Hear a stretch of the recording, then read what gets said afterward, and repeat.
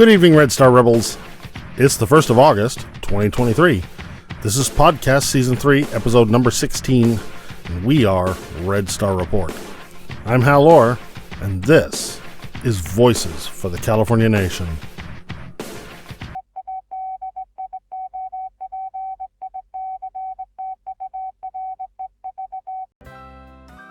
The US women's soccer team. I really do believe their version of what a feminist is, what it means to be an empowered woman, at least as an American woman, means to hate your country. It means to go out on the national stage and embarrass yourself and your country by not singing the national anthem, and for several of them, not even holding their hands over their hearts when the national anthem played. That was a bridge too far. They couldn't be bothered to actually place their hand on their heart when the national anthem played as they stood out there representing you and me and the country and our military and people who have given their lives for the country that they represent. It was too much of an effort, you see, to place their hand over their heart or, God forbid, sing. If you look at the roster, I mean, most of them are from California, and it's disgusting. You can't be shamed into at least feigning a touch of patriotism. You should be disqualified. You shouldn't be allowed to play on the team. I'd rather have a lesser player out there who loves America. But those girls need to represent this country if they agree to represent this country. That means standing tall and at a minimum putting your hand over your heart. If you could find it within yourself to actually muster a few words of the national anthem, if you learned it ever in your young, dumbass lives, that'd be great. And don't tell me they didn't have time because they're athletes, because athletes have time to memorize the one song that we sing to honor, yes, the America, the idea, but also its fallen heroes and the sacrifices that have been made and the principles that we stand for. But you're too busy lauding yourself in the Nike ads and cashing your $1 million checks to actually give a shit about what this country you're out there representing stands for.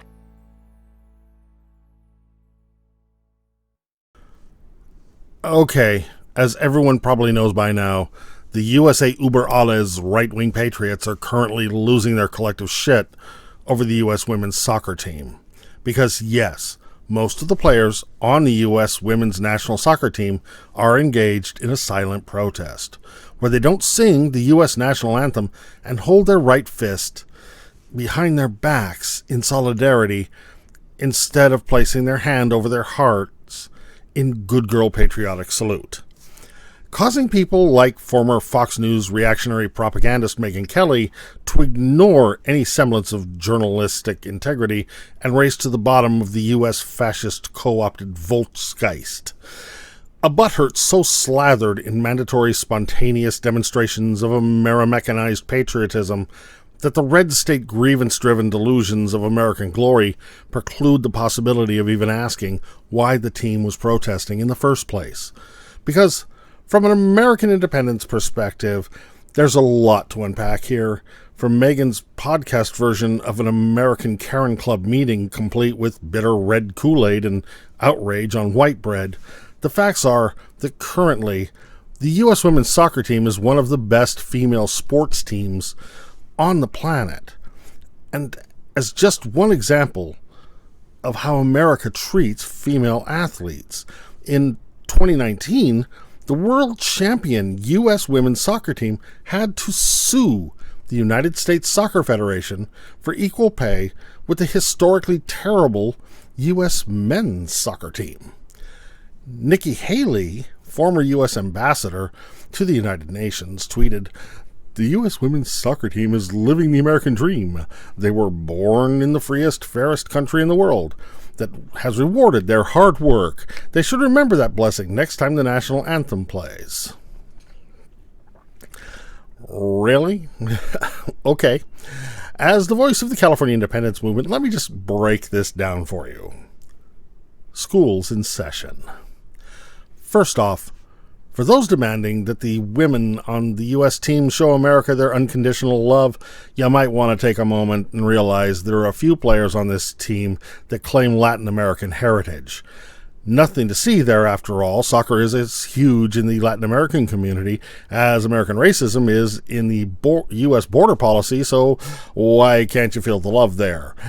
In fact, half of the U.S. team seems to be young women of color, whose voting rights, civil rights protections, and affirmative action gains have vanished right before their eyes under the legal assault of today's right-to-white Supreme Court, which has also seen the hatred of Christo-fascist America to the team's players who are members of the LGBTQ community. And last but not least, every player on the U.S. women's soccer team is a woman who's had to watch her fundamental right to control over her own body being challenged and canceled in over half the states in the U.S. as this kangaroo Supreme Court killed Roe v. Wade.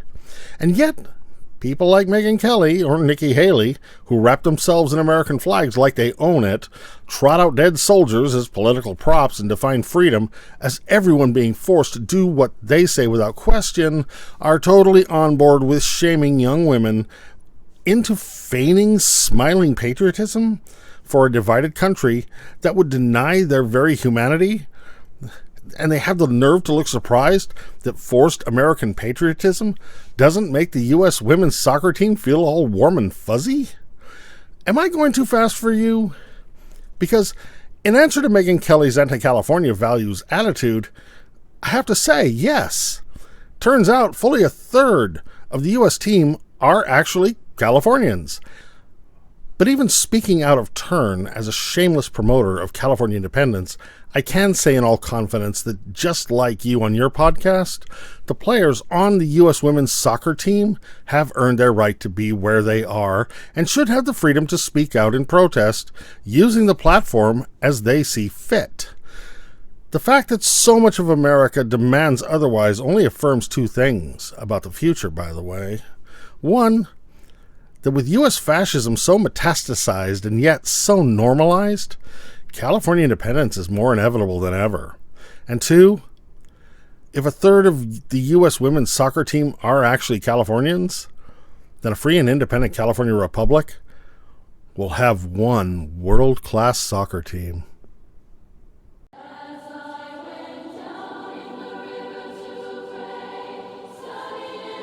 And when I saw this headline, I kind of laughed and I said, oh, this is so ridiculous. Yet another person claiming it's racist to have a white Santa, you know? And by the way, for all you kids watching at home, Santa just is white, but this person is just arguing that maybe we should also have a black Santa. But, you know, Santa is what he is, and just so you know, we're just debating this because someone wrote about it, kids. But just because it makes you feel uncomfortable doesn't mean it has to change. You know, I mean, Jesus was a white man too, but you know, it's like he was a historical figure. I mean, that's a verifiable fact, as is Santa. I just want the kids watching to know that.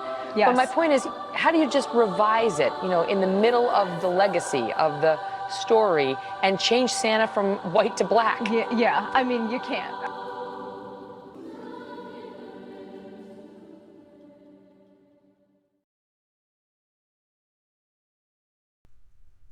Next up, we go to Shankar Singham with Activism in Action as he contrasts California values with Florida opposing policies.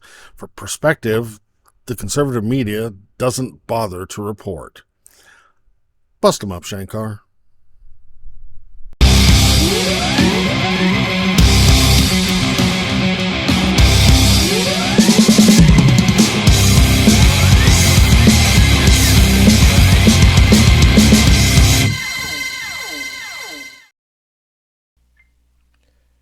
Good evening, Red Star Rebels and Renegades. Welcome to another episode of Activism in Action.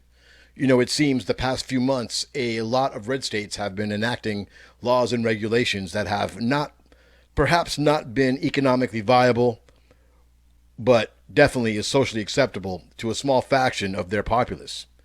Taking advantage of the political illiteracy of about 80% of the American public, these former Confederate states have passed a range of legislation that most Americans will ignore until, of course, it affects them. The greater damage done, though, like pregnant 10-year-olds and justified human trafficking, it's an afterthought. And rather than rectify a solution, conservative red Confederate states double down or triple down, like a champion boxer punching themselves. Most of these laws go squarely against California values, and in fact, are regarded as a badge of pride if said law is the opposite of a Californian viewpoint. I believe the state that best exemplifies this dichotomy would probably be Florida. I'm going to present a slew of legislation recently passed by the Florida legislature and their resulting outcomes, and then juxtapose that against California's laws and regulations and its outcomes. Also, take note that all of these laws are congruent with the white supremacy agenda. This is part and parcel of their attack on three fronts: to protect white livelihood, to stop an increasingly dwindling white population, and arming that population. Perhaps Florida may not be the best example of these aggressions, as Texas comes to mind, but Ronald Dion DeSantis, the governor, is currently running for president of the United States. So he may be using his state as a bullhorn of sorts to enact countless meaningless social economic legislation. But keep in mind, other states like Texas and Alabama and Oklahoma are all passing similar laws that taking Florida's lead. So let's begin.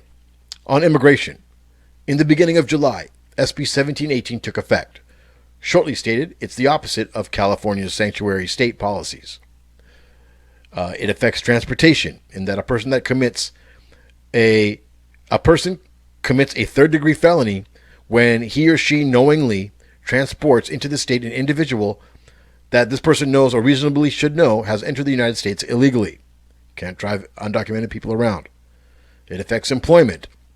This law requires private employers with 25 or more employees to use the E-Verify system for new employees. It's use the E-Verify system or face a daily fine of $1,000, and allowing for the suspension of the employer licenses after multiple findings of noncompliance. Wow, multiple findings of noncompliance. Now, folks, if I may, if the U.S. was serious about illegal immigration, don't you think perhaps a stiffer penalty towards employers would be in order to deter illegal immigration? Perhaps if business owners would face a $100,000 fine, a 1-year in prison sentence, and perhaps their citizenship revoked, I can guarantee you till the cows come home, folks, that nobody will be hiring an undocumented person, and we wouldn't have an illegal immigration problem. But they don't make that law, folks. I digress. Other sections of the Florida law of the immigration law include government services. It prohibits a county or municipality from issuing an identification card or other documents to an individual who does not provide proof of lawful presence in the United States. This law includes medical aid. It requires any hospitals to include a question about their citizenship, whether they are lawfully present in the United States or not lawfully present in the United States, in order to get medical care. The state has passed these measures and even went as far as national theatrics go by kidnapping and transporting dozens of undocumented people to other blue cities, as if those cities, our city, my city, LA, can't handle a handful of refugees. And what has been the result of these laws in Florida? From USA Today. With one of the strictest laws in the nation taking effect July 1st aimed at cracking down on illegal immigration, Florida is being rocked by an exodus of migrant workers. The departures are sparking fear of labor shortages, leaving crops unpicked, tourist hotels short-staffed, and construction sites idle. Here is some video. People in South Florida. CBS News Miami's Yvonne Taylor is talking to farm workers in Homestead who are already feeling it. Yo pienso irme de aquí con mis hijas porque yo. Dolores Lucas says she will leave the state of Florida, where she has lived and worked for 6 years. In tears, she told me this is painful, what she and her 5 children are facing. If you leave, where would you be going? No sé dónde puedo ir todavía. She says she does not know where will she move to. What are you going to do? I'm gonna stay. Me voy a quedar. Judith Peralta has been in the U.S. for 10 years. After her native Mexico, this is the place that she calls home. If you get sick and if you have to go to a hospital, what are you going to do? She says that's the toughest question being asked, and she may have to actually choose to do home remedies. It's all over social media. Construction sites in Florida reportedly abandoned by immigrant workers following the state's new immigration law signed by Governor Ron DeSantis last week. So we went searching for answers, stopping at two Home Depots where it's common to see day laborers hanging out, waiting for work. Many of them Cuban, who are waiting for their migratory process to work out, and because of that, would not go on camera. No estoy de acuerdo. Siempre es la discriminación con los inmigrantes. This man is not in favor of the law, calls it discriminatory against migrants. La gente tiene miedo. People are scared, he says. He tells us the numbers of workers outside places like Home Depot have dwindled. Claro que hay miedo. Claro que hay miedo. Of course there's fear, says this second worker, originally from Havana. Hace unos meses atrás, años atrás, esto estaba lleno. But he does think this may increase pay for workers who do have papers, as there will be less competitions from those who don't. Last week, we checked in with migrant advocates who warned us about the devastating effects this new law may have on agriculture and prices at your grocery store. Because of fear, the farm and hospitality workers may go elsewhere, they say, and create an economic gap right here in Florida. We know that the core economic engines of South Florida, agriculture, construction, hospitality, and tourism, are being staffed by immigrant workers. Today, the governor was asked about migrants fleeing the state. He didn't directly address the issue, but said this. You can't build a strong economy based on illegality. Other laws in Florida: Don't Say Gay bill, CRT bill, and book bans. In 2023, it has been an unforgettable year for Florida educators. Literally, government trucks have made their rounds from school to school to identify and collect a slew of books deemed a violation of Florida law. In a little over 1,400 titles have been collected, mostly books from Black and Hispanic topics and authors, and LGBTQ topics and authors. Couple this with an unclear distinction on what exactly is CRT, or how to quantify gay and lesbian contributions to civil rights. Florida teachers are following its immigrants and leaving the state. In 2019, there were 2,217 teacher vacancies in the state. As of today, there is 5,294 vacancies, as teachers have been vilified or restricted by their own school board and parents, or worse, other teachers as well. It seems that Florida has a war against wokeness, and Governor Ronald DeSantis has taken this wokeness war and these stunts to the corporate level. Florida's war against corporate wokeness. That term seems like an oxymoron, but then again, it's not as if DeSantis or most Confederates know the meaning of the word woke. They have been battling large conglomerates like Disney and Anheuser-Busch for what the governor deems pushing a pro-gay agenda. This has to be the most farcical last straw. You would think that after chasing labor out of the state, then chasing educators out of the state, now Florida is choosing to bully one of its largest employers, Budweiser and Disney World. It's pure insanity. The outcome cannot be anything positive for the state, and the governor has to see this, doesn't he? Juxtapose this with California. California is a sanctuary state. California understands that GDP is a correlation between population and infrastructure, and we want more people coming to California. Documented or not, if you're contributing to a growing the state by being employed, welcome to the Golden State. In California, if we build it, they will come. California is constantly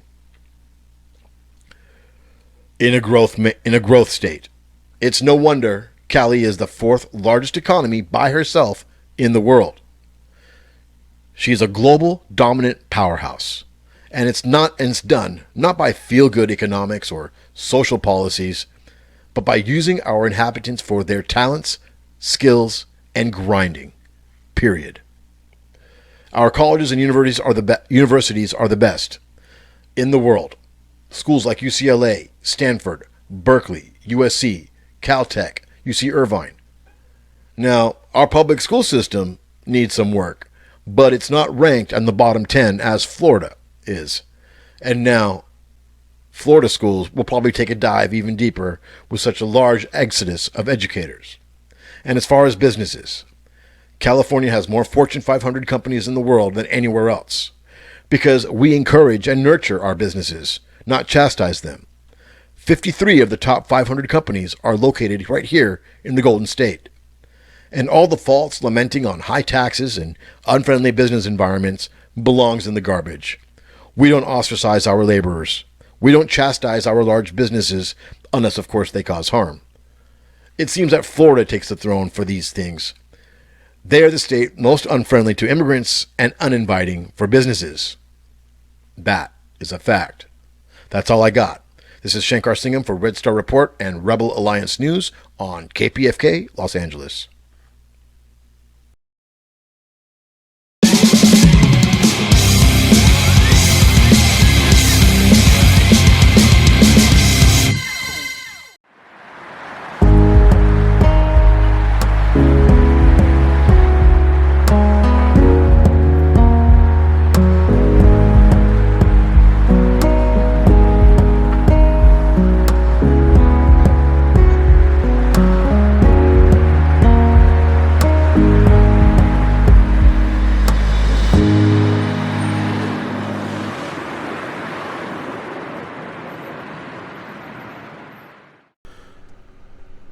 Thank you, Shankar. It just makes you want to ask, does Florida even understand that being anti-woke just means being ignorant to the society around you? I mean, probably not, and seriously, if evolution relied on the people like Florida man, our ancestors would never have left the trees. And the sooner California can cut our nation state out of those racist Ameribillies, the better off we will be.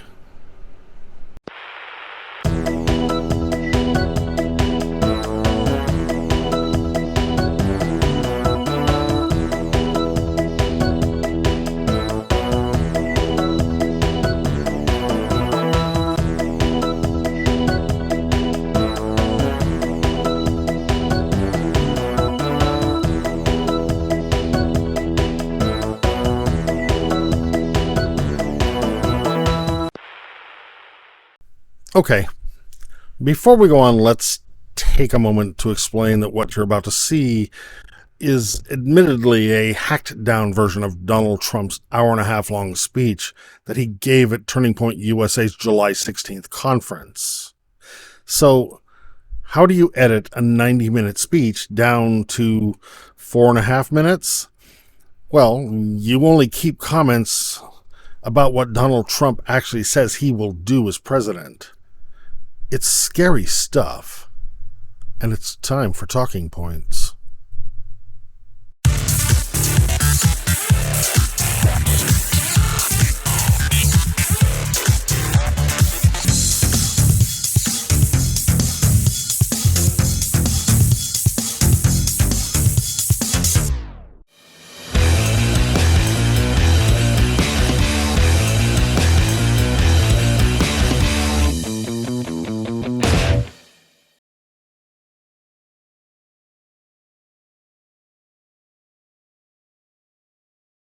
This is what we must do to restore our country to greatness. The USA is a mess.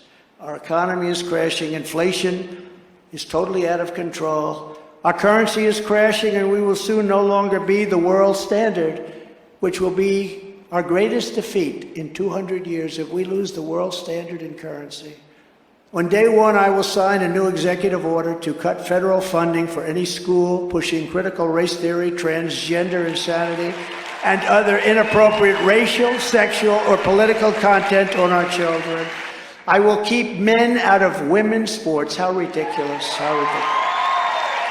How ridiculous. And I will sign a law prohibiting child sexual mutilation in all 50 states.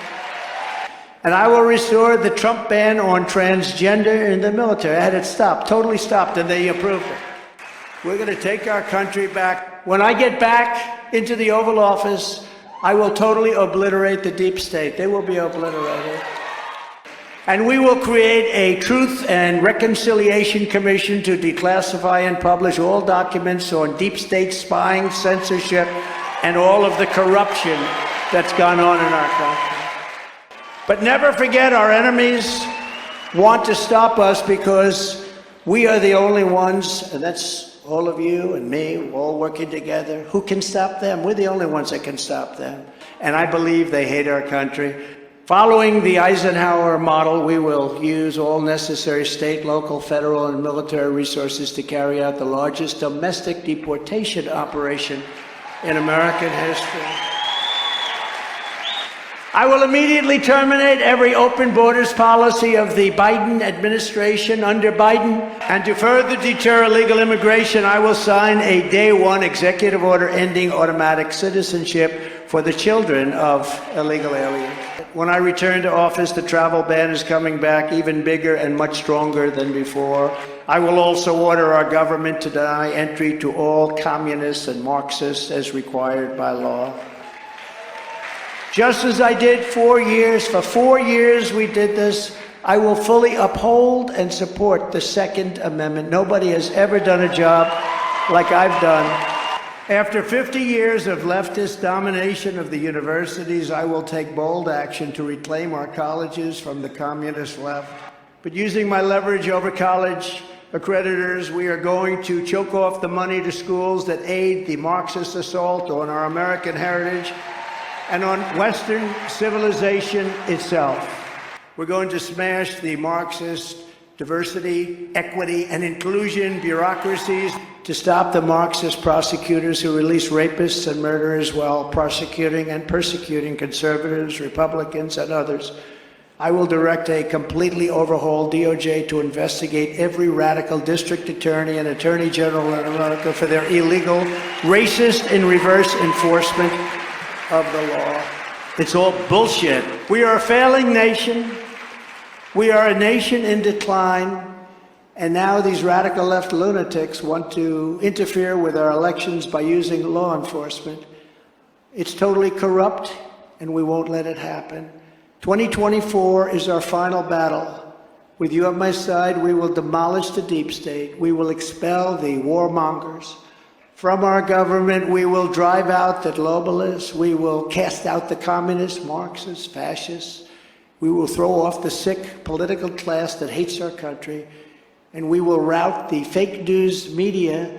We will defeat crooked Joe Biden, and we will drain the swamp once and for all. We made a lot of progress, but it's pretty deep.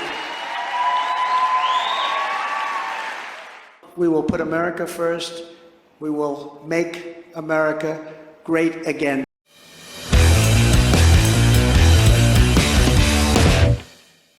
This is Talking Points.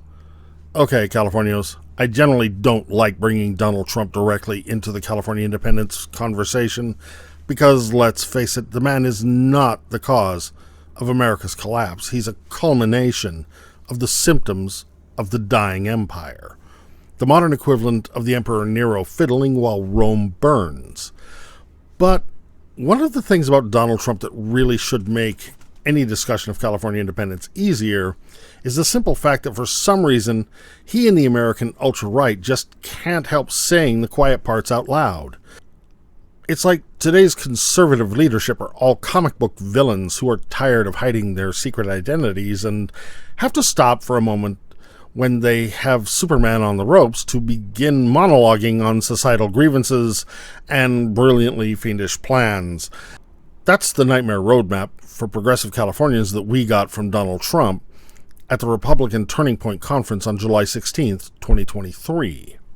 An arch-villain monologue outlining a conservative blueprint for a perfect white supremacist and Christo-fascist America. And worse yet, this is not a joke. It's a statement of policies delivered to the Republican faithful because this is what they want. And this is what they will eventually do. Californians, you gotta open your eyes. We've already seen it on guns, voting rights, affirmative action, abortion, and more. It's a plan that does not address America's housing crisis, inflation, or homelessness, but will absolutely make teaching U.S. historical facts involved with critical race theory illegal across the country.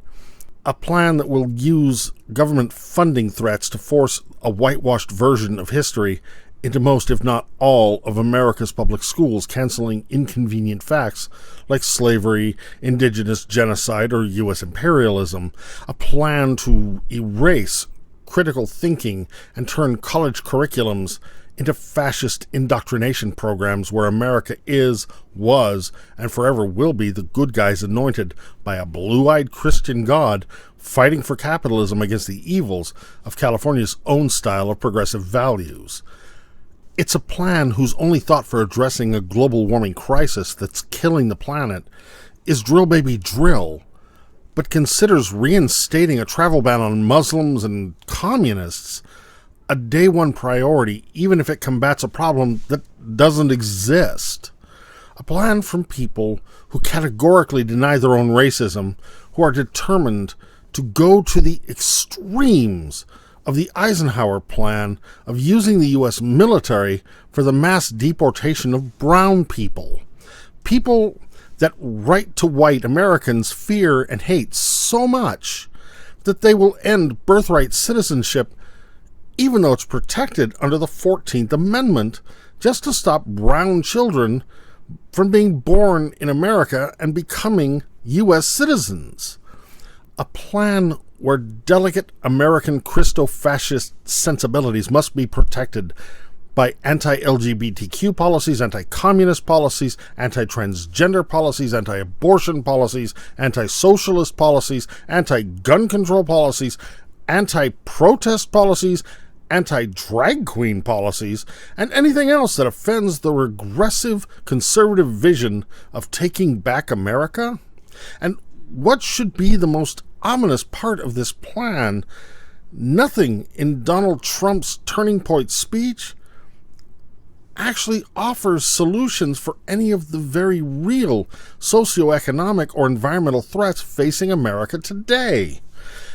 And the scariest thing in all of this is the promise that under ultra-conservative Republican rule, the courts, the Department of Justice, and presidential executive orders will all be used to crush political opposition, control the media, and destroy the people and freedoms Californians currently have protected under California law. Again, these are not threats. These are openly and publicly made promises made by the Republican Party's chosen fearless leader to thunderous applause. Statements of what the Republican Party will do however it lies, cheats, steals, or kills to retake control of the U.S. government in the near future. Eventually, that is going to happen. For progressive Californians, locked in the numbing mindset of keeping California engaged in an eternal losing fight over what is now obviously the lost soul of American liberty and the lost cause of American democracy, the California independence movement would remind you of the Sun Tzu quote: "There is no instance of a nation benefiting from prolonged warfare." So for me, the truth is simple. I'm a California secessionist. The battle to save America is over. The ultimate form of California resistance to American fascism is to leave and take our country with us.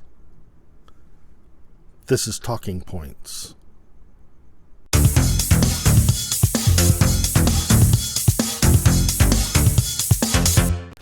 That's podcast number 16 of Season 3. For more information on Red Star Report, check out our website at redstarreport.com. Please subscribe to our Red Star Report YouTube channel. Go to our Red Star Report Facebook page, our Red Star Report Twitter page and Instagram page, and give us a like and give us a follow. Because if you want to support the real California independence movement, hashtag New Cal Exit Media Group, it's all about the algorithms. And seriously, Click that link below and pledge support for our friends at listener-supported radio, KPFK 90.7 FM Los Angeles. KPFK deserves your support too. Our thanks to all our Red Star Rebels for watching. We are Red Star Report.